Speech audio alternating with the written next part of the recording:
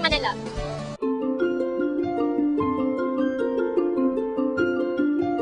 Ang KNN ay hatid sa inyo ng UNICEF.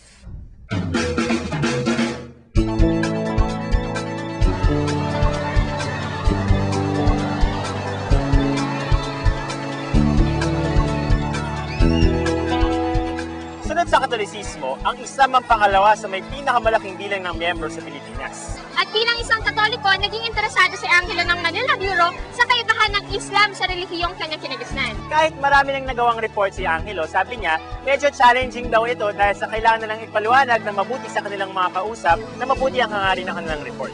Ano kayang natuklasan nila? Buti pa, samahan na lang natin si Angelo at ang Manila Bureau sa kanilang report tungkol sa Bilang isang kabataang lumaki sa turo ng simbahang Katoliko, marami na rin akong tanong tungkol sa mga kapatid nating Muslim. Ano nga ba ang Quran at Moske? Sino ang kanilang Diyos? At ano ang masasabi nila sa mga pasaring na sila ay terorista? Binisita ko ang isang pamayanan ng mga Muslim sa Salam Compound, Barangay Culiat, Quezon City. Ang kahulugan daw ng salamay kapayapaan. Ang mahigit 10,000 nakatira rito ay galing pa sa iba't ibang bahagi ng bansa. Zamboanga, Tawi-Tawi, Maranao, Marawi, Cotabato at Davao. ang chairman namin. Sinamahan ako ng ilang mga kabataang taga Salam Compound para maglibot at makilala ang kanilang komunidad. So ngayon, nasan tayo ngayon? Dito po tayo sa paaralan ng Muslim, ito yung tinatawag na madrasa. Anong tinuturo sa inyo dito? Arabic po. Mga parang drama? Hindi po. Mga kwento po ng Prophet Muhammad. Ano ba ng kwento?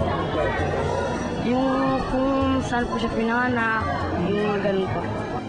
Si Muhammad ang propeta ng Islam at si Allah ang Diyos. Wala raw silang anumang visual na representasyon sa kanilang Diyos tulad ng mga rebulto o larawan sapagkat nauuwi lamang daw ito sa idolatry o makamundong pagsamba.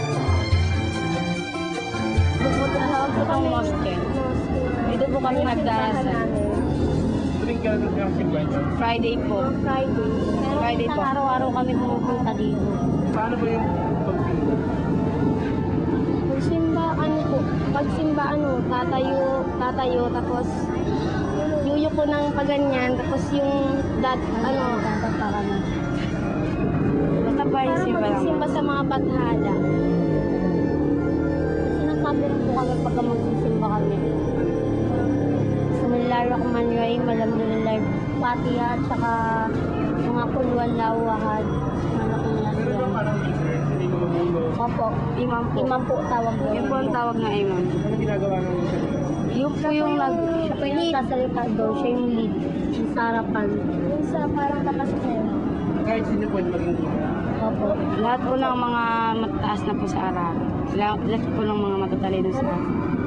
Lahat po ng may kaya lang po. May kaya. Pero yung mga hindi po kaya, pwedeng sumabay na lang dun po sa sinasabi ng imam. Sa paglilibot ko sa Salam Compound, napansin kong isda ang barbecue nila dito at puro gulay ang nasa palengke. Bawal daw kasi ang baboy maging ang dugo nito. Bawal din ang kumain ng aso. Turo raw sa kanila ay madudumi ang mga ito.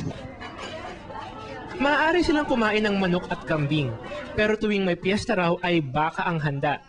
Ang karne ay pwede lamang kainin kung ang pagkatay nito ay sinabayan ng isang ritual. Ang karneng kinatay ng ganito ay tinatawag nilang halal. Kailan ba ang piyesta dito? Sa October hanggang November. Yun po yung tinatawag naming Pasko. Pasko.